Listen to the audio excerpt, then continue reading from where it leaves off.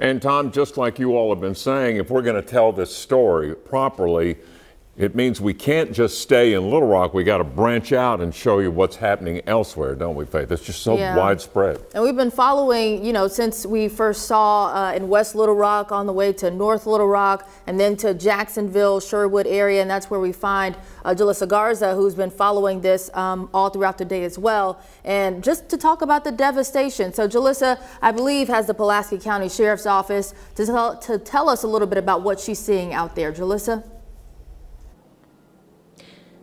Yeah, Faith, they're going to talk to us in just a little bit. They're regrouping as they're trying to work with people to stay out of this area. Take a look at this damage compared to what we saw in Redmond Road. So much damage. Earlier, we just saw a lot of trees, debris. Right here used to be a laundromat. A lot of people walking by in awe of the damage that they're seeing. Again, we were going to speak with the Pulaski County Sheriff's Office, but they're having to get back to controlling traffic because people still trying to make their way through here. We have another business right here where owners are looking for their belongings. Really, it's a terrible sight to see. So many people are coming together to clean up. But the biggest thing for Jacksonville right now is making sure that people stay put and stay safe. There is a lot of debris across the roads, a lot of trees, a lot of signs everywhere. At where we were earlier, you saw Dupree Park, nothing left. A lot of down power lines down there as well. They just want people to stay put. Earlier, we spoke with more police officers from Maumelle who were down here saying they're trying to close more roads and keep that foot traffic limited.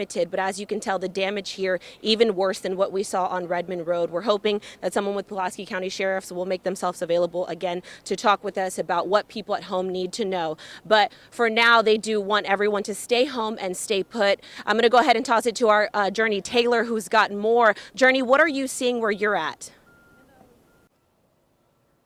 Yeah, absolutely. We ran into Jalissa as we made our way to Cabot. Jalissa was in Jacksonville. We made our way over to Lonoke County where we were learning about damage on Highway 89. I believe that's also known as Pine Street in Cabot.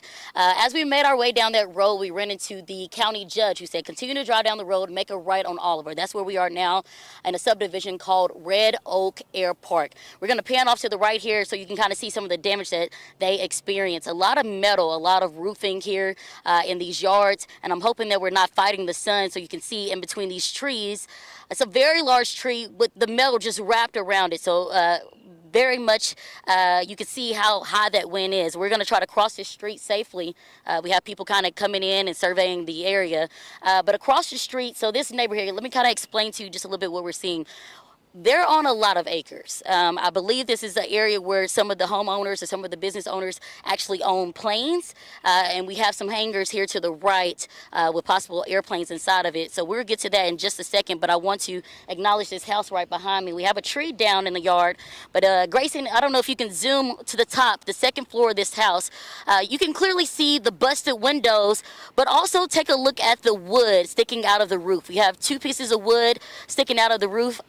That wood piercing the roof. So definitely some high winds here.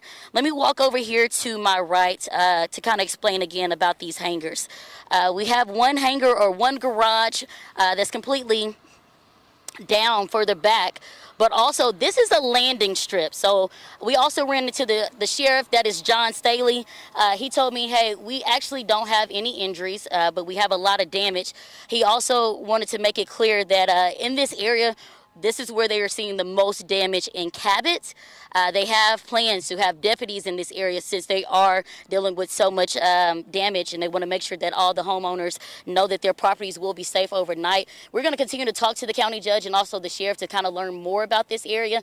But again, confirming that there are no injuries. That's from the sheriff, that is John Staley. So we're going to send it back to you as we learn more, okay?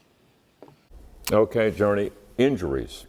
That's one of the questions now that's being raised, and we're still trying to assess that and make that as accurate as possible before we actually get a definitive number. We don't quite have that yet, but there have been injuries. Yeah, and earlier today, obviously this is a developing story. We're developing a lot of information as we go, but earlier today we did tell you that there were possibly 600, as much as 600 injuries, and we got that information from MIMS. We do now believe that number is lower than expected, which is a very good thing. But obviously, you know, with a turn of events and everything happening so quickly and things developing, we're trying to get as much information as we can. So we do want to clarify that that number is probably significantly lower than we expected and initially reported. Heaven forbid there are any deaths. Yeah. And let's keep our fingers crossed there. But we do know that the governor and Mayor Frank Scott Jr. All asking for help and assistance just to assist with those injuries and the devastation. And so we'll continue to follow that today and tomorrow as we continue to see how people are impacted by this. It's going to be top of mind for people watching this story, watching us here on THV 11.